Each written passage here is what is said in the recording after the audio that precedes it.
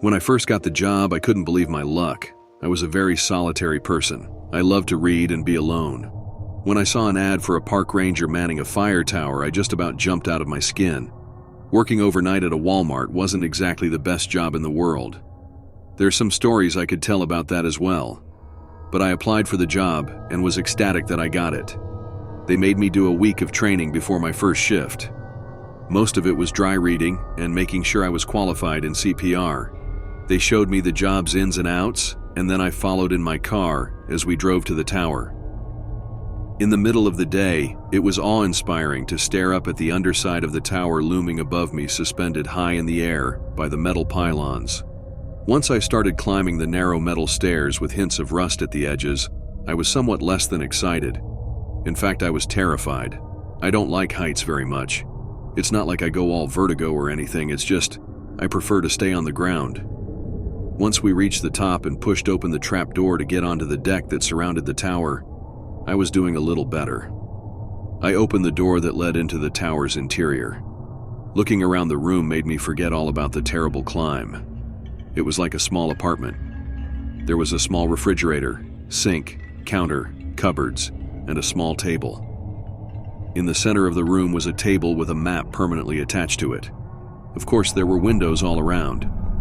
There was a 360-degree view, as you would expect for a fire tower in the middle of a state park. The view was absolutely amazing. I could see the peaks and valleys for miles in every direction. It was a photographer's dream. The other ranger explained what was expected of me. We worked 24-hour shifts, so there would be times I would have to sleep, but I had to set an alarm and get up to scan for problems at least once per hour during the night. During daytime hours, I had to scan every 30 minutes. There was a radio to report any trouble, and a phone in case I needed to call the fire department. In my mind, I was already drooling at the thought of getting paid to take amazing pictures and sit around reading books. The ranger told me that it was extremely important that I read the rule book first thing. He asked if I had any questions, and I said no. He reinforced that I could not leave the tower no matter what, until I was relieved. I followed him down the narrow staircase to get my supplies from my car. He got in his truck and hesitated for a moment, as if he wanted to say something else, but then he shut the door, wished me well, and drove away. It took me 3 trips to get all my stuff up to the top. At home, it's nothing to bring a few boxes of groceries into the house. Here, it became life and death. I was near the top with the box in front of me when I stumbled on one of the narrow steps and nearly fell over the side. I paused for a long moment to regain my balance before continuing to the top. It suddenly struck me that this job might not be the cakewalk I thought it was. I pushed that thought to the back of my mind and went for my next 2 loads. Basic supplies, books, phone chargers, camera, occupied the second and last trips. Once I was up for good, I collapsed into the chair. I was on my way to Napland when I heard static on the radio. I jumped up and grabbed it. "Hello?" I said, but no one answered. I figured this was the ranger's subtle way of reminding me it was time to do a check. But lugging 3 loads up the tiny stairs of death had put a serious crimp in my fire watch time. In fact, it had been nearly an hour since the other ranger had left. I did my slow pan around the room, checking each part of the forest for smoke and seeing none. Having successfully completed my first go-around, I celebrated with a bottle of water while I put the groceries away. The cupboards weren't empty, but they weren't a gourmet's delight either. Nearly a full shelf of baked beans didn't exactly thrill me, but I had the supplies that should do me for a few shifts. I sat the bread on the counter and loaded the cold cuts in the fridge. I would get some more options the next time I went shopping. By the time I finished putting things away, it was time for another check. The sun was starting to set, so I grabbed my camera and took some amazing pictures. I couldn't wait to upload them to my computer at home. As I looked around the room, my eyes landed on the manual. I realized I hadn't read it yet. I sighed and took it over to the chair. I was sure it would have me out cold in no time. As I opened the book, a piece of notebook paper fell out. I picked it up and read, "The Real Rules. 1. Never under any circumstances leave the fire tower until you are relieved. 2. Turn off all lights between the hours of 2 and 3 a.m. 3. If you receive a radio transmission or phone call between those hours, do not answer. 4. If anyone knocks on the trapdoor during those hours, tell them they'll have to wait until morning. Do not open the door. 5. If you see a glowing object floating toward the tower, don't look at it. Cover your eyes and count to 50. When you open your eyes, it should be gone. If not, cover and count to 50 again. 6. If animals surround the tower, don't go down to look. Fire your flare gun into the air twice 1 minute apart, then lock yourself in the bathroom and hope for the best. I sat the note down and stared at it. Was this a joke? Were they having some fun with the new guy? I wasn't looking forward to getting hazed at 2 o'clock in the morning. I put the note back in the book and skimmed through the manual. It was a real snooze fest of standard rules and nonsense. For the next check, I decided to use binoculars. I was rewarded by seeing a bear and 3 deer. I pulled out my camera and took some pics, but the zoom wasn't quite as much as I needed to get some really good shots. You could still tell it was a bear, but it was a little blurry. I decided to go camera shopping with my first paycheck. What's the use of having this spectacular view if I can't take good pictures of it? Soon after sunset came the twilight. The sky lit up a brilliant orange.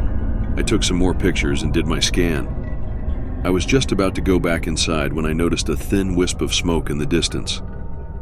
I grabbed my binoculars and tried to get a better view, but there were too many trees in the way. I pulled out my compass and got a general direction, then grabbed the radio and called the ranger on duty. I told him I had a fire and gave him the direction and general distance. He acknowledged and said he would check it out. I stayed glued to my binoculars, waiting to see the smoke lessen. Minutes seemed to each take an eternity as the smoke continued to rise. Nearly a half hour later, the radio came to life. "Hey, rookie," the ranger said. "Did you find it? Did you put it out? I still see smoke. Did I tell you the wrong place?" I said into the radio all in one breath. "Whoa there," he said. "Everything's fine. It was just a campfire." "A what?" "A campfire," he said. "Nothing to worry about." "A campfire," I repeated in a daze. "Yeah, you'll want to see more smoke and it should be a lot thicker and darker before you call it in." I stood in silence, my face beet red with embarrassment. "Cheer up," the ranger said into the silence. "At least you didn't call the fire department." I looked over at the phone knowing I was mere minutes from doing that very thing. "Yeah, thanks," I said. "Sorry about that." "Don't worry, kid," he said. "At least you erred on the side of caution instead of letting the forest burn down." I put my face in my palm and shook my head. So much for a good first impression. Twilight had faded, leaving a few last vestiges of light as the clouds transformed from dirty gray to black. I began to realize just how alone I was out here when the canopy of the night fully fell. Doing my checks from inside was nearly impossible. I had lights on, and every window I looked out of became a mirror of me looking back in at myself. Alone in a wooden box, suspended 100 feet above the ground, made it that much creepier. I stepped out onto the deck in the cool evening air. The total darkness was oppressive. I couldn't see anything. How was I supposed to see smoke? I did a slow walk around the deck, looking out blindly at the trees. As my eyes adjusted, I was able to make out some shapes of the mountains, and even the soft glow in the distance of the nearest town. That was small comfort to know that things still existed out in the world, and I hadn't been plunged into this cover of darkness. I finished my check and stepped back inside. After being out in the darkness, it was way too bright. I turned off the main overhead light and the light over the entrance. The room settled into a comfortable glow, with enough light to see but not blind. In fact, it was a little too cozy. I felt a nap coming on. I laid down on the surprisingly comfortable cot and closed my eyes. I woke sometime later to static sounding on the radio. I reached for the radio to answer it, but something in the back of my mind told me not to. I looked at my watch and it said 2:12 a.m. I froze. Looking around the lit room, I thought about the strange rules I had read earlier. I reached up and turned off the light, plunging the room into darkness. As my eyes adjusted and I could see a few things, I looked out the window and could swear I saw someone peering in at me. Just then I heard static on the radio. There was a voice trying to get through, but it seemed too weak.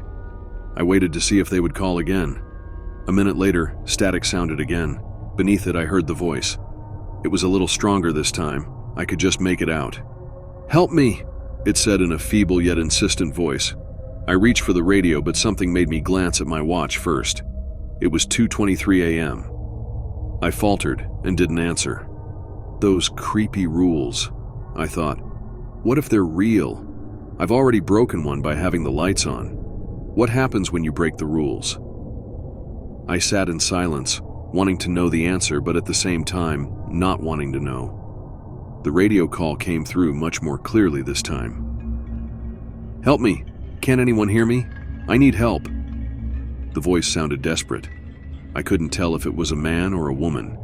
It had a strange quality that I couldn't quite place. I fought the urge to answer, not knowing if I would be fired for dereliction of duty or not. This what I was out here for. I needed to answer, but my mind just wouldn't let go of those rules. The minutes ticked by like hours. 3 more times the radio sounded out its plea, each time sounding more desperate. I watched the time, counting the seconds until 3. When the time finally came, I picked up the radio. "Whoever was calling for help, please state your position so I can relay help to you," I said. "Who is this?" came the answer on the radio. "This is a park ranger manning a fire tower." "Well, park ranger, I've been on this channel all night, and yours is the first voice I've heard." "That's not possible," I thought. "I had several calls for help over the last hour," I said. "Are you sure?" "Absolutely. I wrote down the time of each call." "Then why didn't you answer them until now?" I paused. What could I say? Because a weird list of rules told me not to? "Ranger? I said hesitantly. "Extenuating circumstances." "Extenuating circumstances," the voice repeated as though tasting them. "And what circumstances would those be?" Whoever this was, they weren't going to let it go. "I'm not at liberty to say." "You mean like falling asleep and breaking the rules?" the voice said, sounding deeper, raspier, and more menacing. I froze. I hadn't turned the lights on yet, leaving the room in eerie darkness that left me feeling very exposed. I slowly panned around, looking out the windows, and remembering the earlier feeling of being watched. "You can look all you want, but you won't see me," the voice said. "It's after 3, I said, hoping the terror I felt wasn't evident in my voice. "You have no power over me." The voice chuckled. It wasn't a pleasant sound. "Normally you would be correct. However, you broke the rules." "What if I didn't know about the rules?" I said, grasping at straws. "Nice try. But you knew that you should be safe after 3. "Damn it," I thought. It picked up on that. "So what do you want?" I said, fearing the answer. "We're hungry," the voice said, only now it sounded like many voices speaking at once. "Come down and let us feed." My legs turned to rubber as I stumbled over to the door and stepped out onto the deck. The moon was rising half full, casting light into the darkness. I looked down and saw over a dozen large animals surrounding the tower in a circle, and each one of them was looking up at me. I dove back inside and locked the door. I frantically searched for the flashlight. Once I found it, I picked up the phone to call the ranger station. There was no dial tone. I hung up and tried again, but still nothing. I pulled out my cell phone, but there was no signal. I paused to clear my head. "Okay," I thought. "You're freaked out right now, but what's actually happened? A weirdo on the radio, some animals around the tower. This list is making you paranoid." Just then, I looked outside, and there was light off in the distance that looked like an airplane. The problem was, it was heading straight toward me. It was mesmerizing. I found myself staring into the rapidly approaching glow until I realized it was going to ram into the tower. I found the best cover I could on the opposite side of the room and surrounded myself with as much furniture as possible. Being that the furnishings were sparse, That meant I dragged the chair over in front of me. I covered my eyes and hoped for the best. I may or may not have mumbled one of those, "I promise I'll be good if you get me out of this" prayers.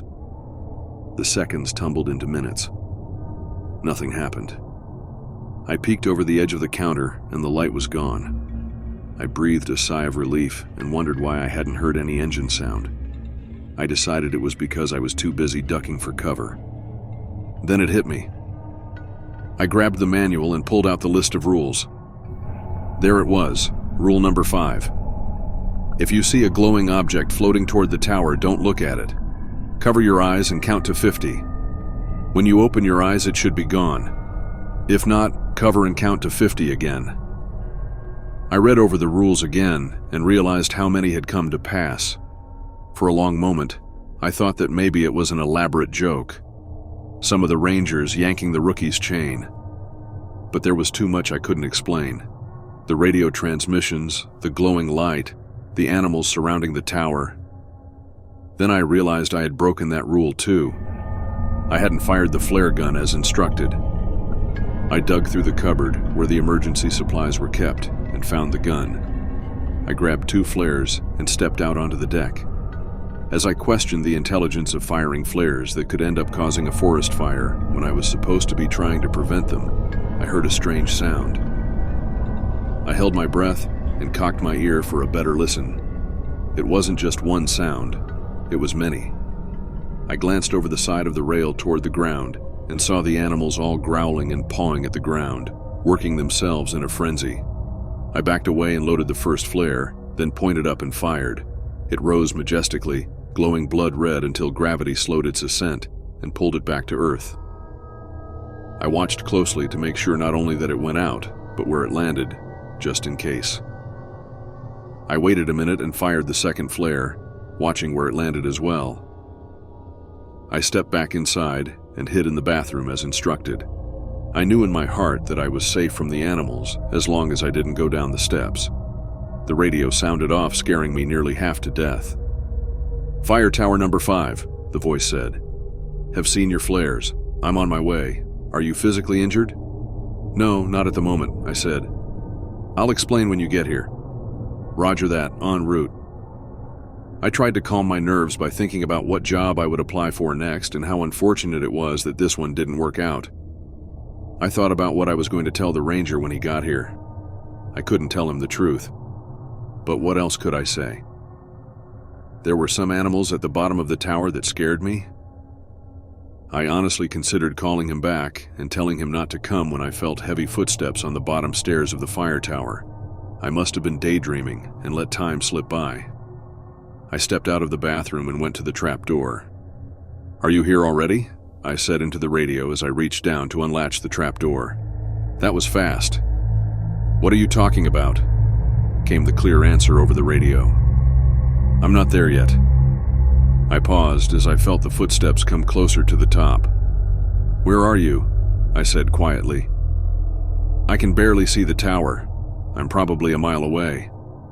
His words hit me like a sledgehammer. I looked down at the bolt I was about to unlatch and pulled my hand back very slowly. "Which direction are you coming from?" I said. "Southeast." I looked in that direction and sure enough, I could see headlights approaching. The radio sounded again, but with a slightly different voice. "Tower, ignore that last transmission," it said. "I'm already here. Let me in, please." I stared down at the trap door as though it wanted to bite me. "Tower, let me in," it said more insistently. I backed away as something began beating on the trap door with tremendous force. The boards shook with every impact. I stepped inside and locked the door, then barricaded it with my only loose piece of furniture, the chair. "Tower 5, Tower 5. I don't know who that is talking to you, but it isn't me. Do not open that door. Repeat, do not open that door." I backed into the bathroom with the flare gun in hand and locked the door. The pounding on the trapdoor became louder. I knew it wouldn't take much more of a beating. The whole room shook with every impact. I closed my eyes and prayed in earnest this time. And then my salvation came in the form of the engine sound of a pickup truck. I knew the real ranger was here. I listened as it came closer and then stopped. There was an awful silence for a moment, and then gunfire. Over and over, multiple shots in rapid succession. Then there was a lull, followed by more shots. The pounding on the trapdoor had stopped as soon as the truck pulled up. "The coast is clear, Ranger. You can open the door now," came a voice over the radio. I put my hand on the knob, smiling to go out and greet my savior in when I heard a weak transmission. "Don't. Not me," it rasped. A heartbeat later, the screaming began. It was a gut-wrenching scream of terrible suffering. I could hear it beneath me. All I could do was drop to the floor and curl up in a ball as the screaming went on and on. I closed my eyes and tried not to imagine that poor ranger being ripped to shreds by God knows what. Soon the screams lessened in volume and intensity, as though they were moving away. I rocked back and forth, hugging my knees until unconsciousness mercifully took me. I woke to strange voices calling my name. I opened my eyes and I was surrounded by people in blue uniforms. I panicked and backed away from them as fast as I could until my back hit a wall. "Calm down," one of them said. "It's all right." I looked around the room like an animal that had been backed into a corner. I was ready to fight my way out. "Are you injured?" he said. My mind raced to remember where I was. I looked out the window and it was morning. The sun was shining and I could see blue clouds. Everything from last night came back to me in a rush. I looked around the room and saw nothing out of the ordinary. "I'm not injured," I said to the EMT. "Can you tell us what happened here?" a ranger said from behind them. I looked over at the manual that contained the list of rules, and for a heartbeat considered telling him to read them. "No," was all I said instead. "Can I go home now?" The ranger glared at me, wanting answers and not getting them is frustrating, I know. "Is he all right to drive?" the ranger asked the EMT. They gave me the once-over, BP, lungs, heart rate, and didn't find anything to be concerned about. "I'd say physically he's fine," the EMT said. The ranger sighed. "Go ahead," he said, "but I'll want to talk to you tomorrow." I nodded and stood, gathered my things, and started toward the door. When I got to the open trapdoor, I hesitated, seeing it had been hacked open with an axe.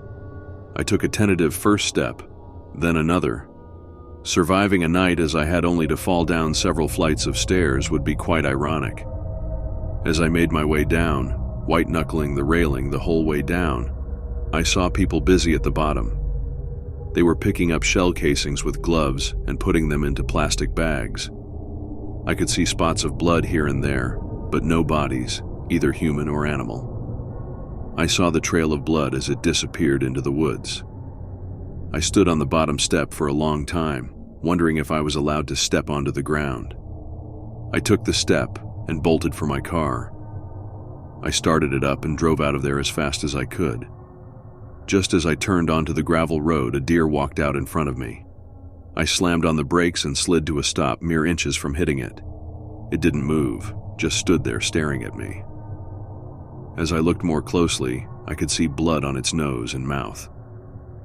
My heart skipped a beat when I saw a shred of a ranger's patch impaled on one of its antlers.